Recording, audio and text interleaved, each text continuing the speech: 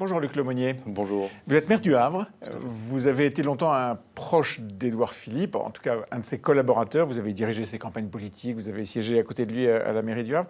Vous êtes resté proche du Premier ministre? J'essaye de le voir régulièrement. D'abord, Ouais. il continue de venir beaucoup au Havre, le plus possible en tout cas. Ouais. Et puis on échange régulièrement sur les dossiers havrais. Mais il n'est plus membre, lui, des Républicains. Vous l'êtes toujours? Je ne le suis plus. Je n'ai pas renouvelé mon adhésion pour 2018. Mais vous n'avez pas, comment dire, démissionné avec fracas. Vous n'avez pas... C'est pas ma façon de faire, de Mm. démissionner avec fracas. Je m'éloigne d'une famille politique qui ne me ressemble plus beaucoup. Pourquoi? Parce que j'étais rentré à l'UMP en 2006, d'ailleurs à peu près à la même époque, j'avais rencontré Édouard Philippe. C'est une famille qui avait la volonté de rassembler, de s'ouvrir, de regarder ce qui se passait et comment les citoyens envisageaient de participer à la vie politique. On essayait d'attirer le maximum de gens. Et ça n'est plus le cas?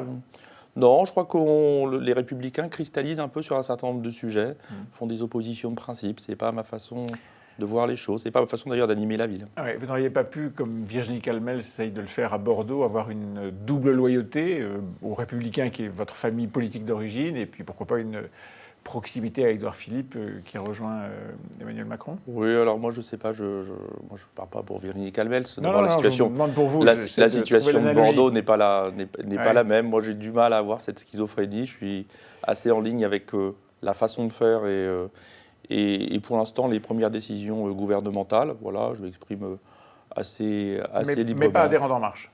Et pas adhérent d'En Marche. Non. Non. Vous êtes entre les deux. Oui, j'ai rejoint un mouvement qui s'appelle La France Audacieuse, avec Christian Estrosi. Je suis un des membres fondateurs, Ouais. mais on partage surtout des expériences. C'est pas un parti politique. C'est pas un parti politique, voilà, on partage des expériences de maire. Qu'est-ce que vous attendez aujourd'hui du discours d'Emmanuel Macron? Il doit se prononcer un éloge au colonel Beltrame aujourd'hui dans la cour des Invalides. Est-ce qu'il y a des mots ou des actions que vous attendez du président de la République? Aujourd'hui, je crois que c'est un jour d'hommage, donc c'est un jour où on doit plutôt rassembler la nation. Je crois que c'est l'objectif d'Emmanuel Macron. C'est ce que toutes les forces politiques attendent, j'espère en tout cas qu'elles attendent tout ça. Il n'y a pas de moment de polémique. Tout le monde doit être très humble face à... Pendant ce moment, vous dites qu'il n'y a pas de moment de polémique. En revanche, il n'y a pas eu d'union nationale avant, il n'y en aura pas après. Est-ce que vous comprenez cette pression qui est mise par l'opposition sur le gouvernement et sur le président de la République? J'ai du mal à la comprendre. Du mal à la comprendre parce qu'en fait, la situation d'aujourd'hui c'est une responsabilité collective. C'est la façon dont on a fabriqué notre société, la façon dont on a fabriqué les relations internationales. C'est pas le résultat, même pas d'un quinquennat précédent.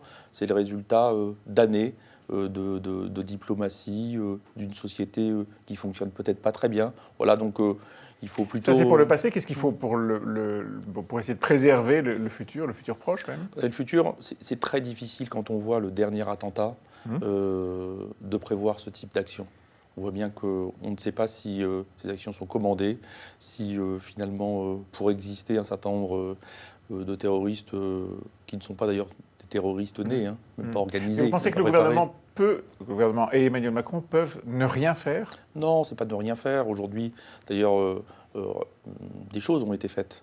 La façon dont on a envisagé, par exemple, la sortie de l'état d'urgence, les dispositions législatives d'octobre 2017, beaucoup de choses en sont faites. Beaucoup de choses sont déjouées, d'ailleurs. Beaucoup d'attentats sont déjoués. 11 se sont malheureusement réalisés, mais beaucoup d'attentats ont été déjoués. On voit forcément ce qui ne fonctionne pas, et c'est tout à fait normal. Et on a raison de s'en émouvoir, et on a raison de vouloir améliorer les choses. Est-ce que les maires, vous êtes maire du Havre, je le répète, est-ce que les maires ont un rôle particulier à jouer, par exemple vis-à-vis des personnes qui sont fichées S et qui résident dans leur commune? Oui, fichier S, ce n'est pas non plus une condamnation. Fichier Non. S, c'est une situation administrative. Fichier S, c'est une façon d'identifier un certain nombre de personnes. Oui, et de typer un danger potentiel, en tout cas. Un danger potentiel, charge en fait au service de renseignement de confirmer ou de lever un doute. Est-ce que les maires doivent être informés? Je ne crois pas. Je ne crois pas que ce soit... Vous ne voulez pas savoir non, qui, dans votre ville, est potentiellement dangereux? Je ne crois pas que ce soit... si on y mettait un cadre législatif, peut-être, si on mettait par exemple dans une procédure de recrutement, cette consultation via un organisme indépendant des fichiers S, pourquoi pas? Mais fichiers S, il y a tellement de façons d'être fichier S que ça ne me paraît pas être un bon repère. Il y a tellement de façons, mais il y en a quelques-unes qui sont spécifiquement marquées personnes dangereuses. Est-ce que c'est pour vous, j'allais dire, indifférent de le savoir ou pas? Non, ce n'est pas indifférent, c'est forcément un sujet de préoccupation. Oui. Je ne sais mais pas. Vous n'avez pas besoin, vous n'avez pas envie de le savoir? Non, je ne dis pas que je n'ai pas envie de le savoir, je dis que c'est pas, en tout cas, le maire ne peut pas avoir directement, comme certains maires le réclament, un accès au fichier S. Est-ce que vous ne pensez pas, vous, encore une fois, vous êtes maire d'une grande agglomération, vous êtes président de la communauté d'agglomération du Havre, donc vous regroupez autour de vous des dizaines et des dizaines de milliers de gens, dont probablement quelques fichiers S, ça ne vous serait pas utile, ça ne vous aiderait pas, ça ne vous rassurerait pas de savoir que tel ou tel est potentiellement dangereux? Je dis simplement que seule la collectivité n'est pas concernée. On peut imaginer comment effectuer des recrutements lorsqu'on a par exemple une grosse industrie, une industrie portuaire, on a des entreprises d'aéronautique, jusqu'où on pousse en fait ce pré-recrutement, ce premier filtre. Est-ce qu'on doit le faire seulement dans les collectivités, dans certains services, par exemple en lien avec des écoles, jusqu'où on pousse en fait la réflexion. Et quand on la pousse, on s'aperçoit que c'est beaucoup plus complexe que j'ai accès ou je n'ai pas accès au fichier S. Stéphane Gatignon était jusqu'à hier le maire de Sevran, en banlieue parisienne. Il a été maire pendant 17 ans. Et il a démissionné avec fracas en se plaignant du mépris que le pouvoir central, Paris, pour dire les choses simplement, a vis-à-vis des banlieues, mais aussi de tous les quartiers difficiles. Et vous en avez, vous, dans votre agglomération. Est-ce que vous comprenez le geste de ce maire? Il était maire 17 ans et il est très actif. Je l'avais rencontré l'année dernière lors des universités de la LICRA qui avait lieu au Havre. Un maire très engagé.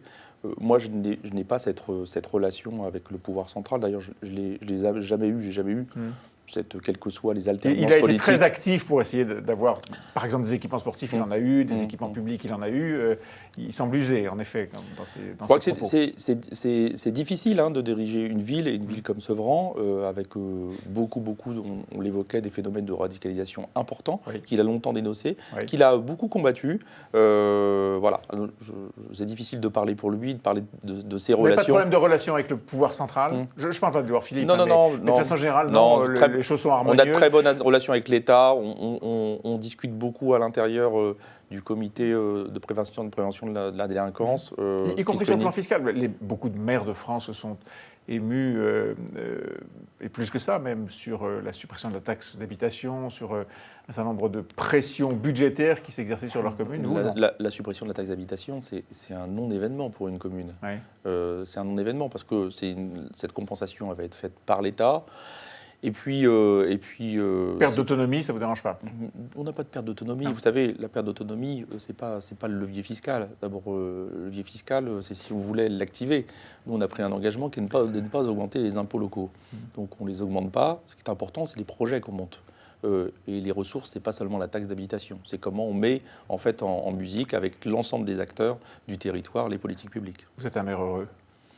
Plutôt heureux. Il y a de gros sujets, il y a forcément des sujets de préoccupation, mais on est dans une ville qui est dynamique, pour laquelle il y a des sujets d'inquiétude, le taux de chômage, une population qui a baissé pendant 35 ans, qui aujourd'hui se stabilise, mais en même temps des belles perspectives, c'est une ville internationale avec des beaux outils. Merci Luc Lemonnier. Merci.